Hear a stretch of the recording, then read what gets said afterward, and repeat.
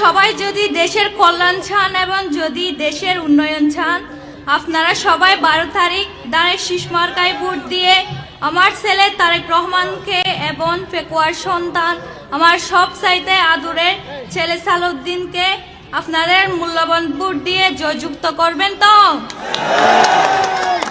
আমি রাজাখালী 1 নম্বর ওয়ার্ডের পক্ষ থেকে আপনাদের সবাইকে অভিনন্দন ও স্বাগতম।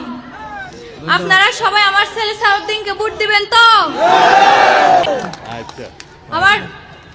আমার সন্তান আমার ছেলে, পেকুয়ার সন্তান পেকুয়ার অহংকার, আপনারা সবাই আমার ছেলেকে ভোট দিয়ে জয়যুক্ত করবেন তো।